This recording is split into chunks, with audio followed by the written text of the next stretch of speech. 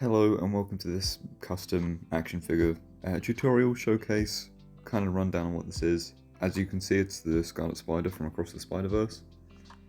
I'm going to be going over the build process, everything I did to actually make this figure, and the first thing we're going to do is start with the bit I didn't make, which my lovely girlfriend made for me. We went down to the charity shop and just bought the closest blue t-shirt we could find to the correct colour. She made a lovely pattern, did several test stitches. These are all the test stitches she did on the machine with like cloth in between to try and see if it'd sew nicer. In the end, the fabric was too stretchy for the machine to handle very well, so she ended up doing it all by hand. So all of the stitch work you see is done by hand. Here you can see the templates that she's cutting out, and here you can see them all sewn together. So like I said, all that stitch work was done by hand, so I owe a massive part of this custom to her. This stitch work is absolutely beautiful, on such a small scale as well. Yeah, the machine couldn't do any better itself. So here it is all stitched together as well. Yeah, it speaks for itself. Here's all of the parts. You may notice that at the beginning of the video you could kind of see where she was doing the actual sewing. The figure was there already painted red. I bought this painted red, I then stripped it of all the paint like I did in the restoration video that I've done before, and then I broke it all into bits so that, or like pulled it apart, I didn't break it, and then glued it to these skewers, just tiny bit of super glue, just enough to hold it, easy enough to break away. And then it gives me something to hold while I paint.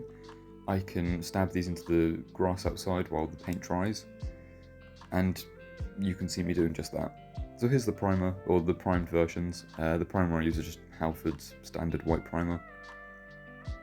Any plastic primer, acrylic based is normally best, or I find it is. I then also went and painted it, which I just used a basic car gloss red, a cheap one from Amazon. It did the job quite nicely, as you can see. I then started reassembling all these parts, just using a little bit of hot water to loosen the plastic, just a little bit. And I did a test fit with the hoodie on. You can see this worked really nicely.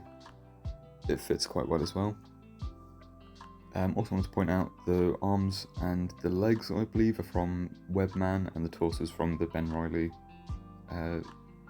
Spider-Man figures. Okay, I've just cut a load of these tiny cocktail sticks down to size, like chopped them up, and then I've rounded the edges of some of them, and I've glued them to one of the braces I had spare to try and make all of Scarlet Spider's cartridges, but it ends up making this thing way too thick.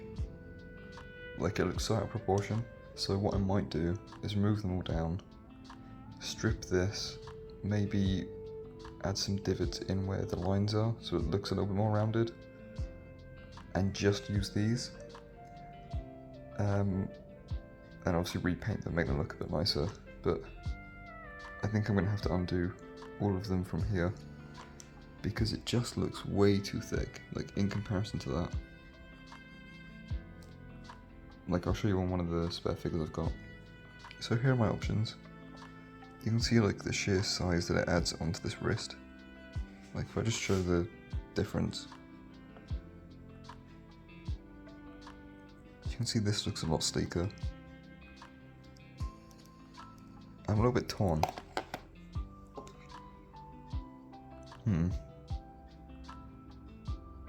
Maybe I carry on and I do all these lumps, but then if I do it might look a bit too thick and stupid. This is going to be interesting. You will see those come back later, for different purposes. Here's the head sculpt. If you want one similar to this, you can get it from RDJ Customs, there'll be a link in the description. I got this one in a box of fodder, but he sells the exact same head sculpt, so you can get it from there if you want.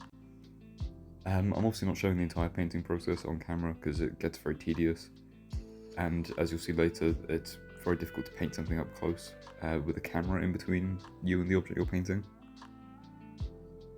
So it's just me showing like how I start the painting process and then it being finished. That's essentially what I've done here. So changing out to a much smaller brush I can get a lot more detail with. You can see just how tiny this brush tip is. When it came to some of the lines, it would have been easier to have an even smaller brush, which I never thought I'd need one smaller than this. But it would have helped quite a lot. So the only differences here are the eyes. This is just me going in and layering up, so black, green, more black, and then the little white dot that you can see there for light reflection. And I've gone in with more black to highlight all the areas. It looks very Andy Warhol right now. But yeah, the more you build up different layers of colour, the more it works. I also ended up knocking back the yellow a little bit, so it's more of a beige, which you can kind of see in the final product. But this yellow seemed a bit too bright. So moving on to the actual Scarlet Spider head, I started off with, I believe this is the Renew Your Vows Tupac Spider-Man head, but I'm not entirely sure. So you can see I cut off I removed the paint there with the acetone, and then we've got the lumps with the lens as well, so I'm going to take in my scalpel and just cut away the lens outline, which is quite a rough outline there. So I went in with my rotary tool, put a sanding bit on the end, sanded all that away, which again leaves quite a rough finish. So using acetone again, or this is technically acetone free but does the job. Acetone actually smooths out plastic, so I imagine if this was genuine acetone it would have smoothed it out a lot faster. But it just gets rid of some of those sanding lines for us. And then we've got the lenses to do for the head. So I made them literally just out of cardboard, or just card that was from the back of some packaging. Did a little bit of white primer and then super glued them in place. Once that was done, I went and did the black shading for the head, which was the first part I did. I also did the hands at the same time, but I did all that off screen because the hands aren't really interesting, you'll see them later. So now with the body, again the reason I've not painted any of this on camera, you'll see in a minute, I needed really good lighting for this, so I stood in an open doorway that led into the garden, and this is exactly how I painted pretty much everything. Actually, even the head sculpt, I would walk away from camera and paint at the door, just for better lighting. So yeah, this is my painting process.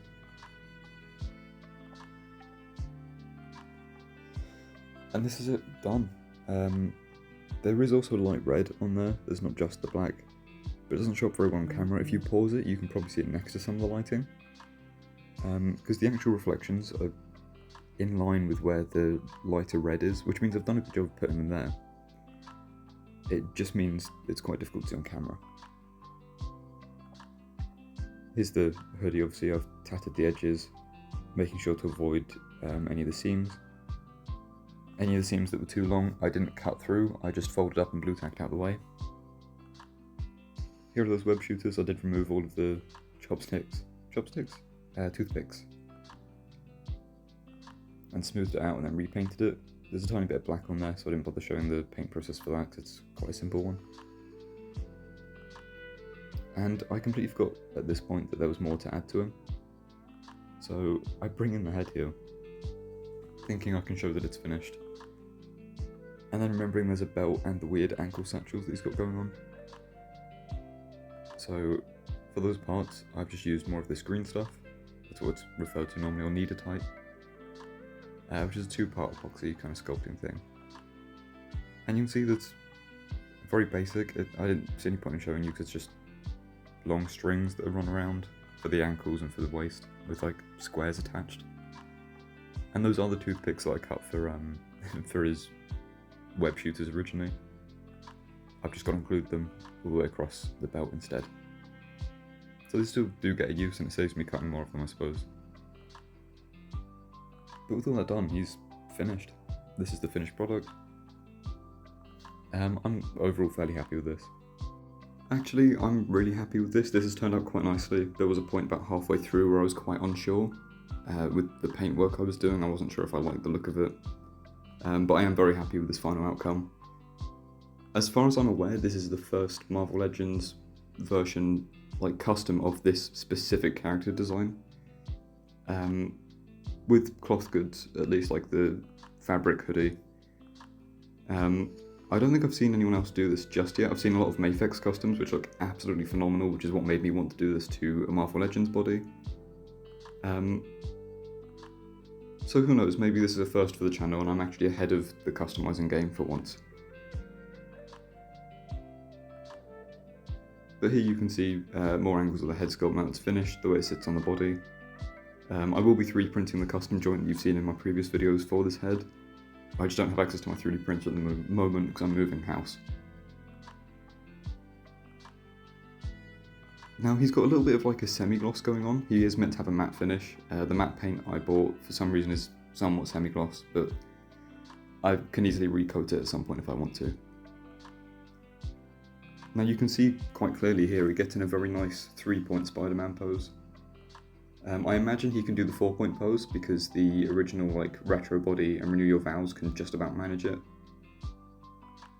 But I wasn't willing to try it with the paint scrapes that I would probably incur on it. But here he is, this is the pose he will be in forever on my shelf. He probably won't even be using that other head sculpt that I spent so much time on. But yeah, this is the typical pose, right? There's no other way you could pose this figure, except for the 4-point pose. But anyway, thank you guys so much for watching. This has been a really fun custom. This did actually take me all week to make. If you want to see more videos like this, do subscribe. I'll be doing a lot more of these.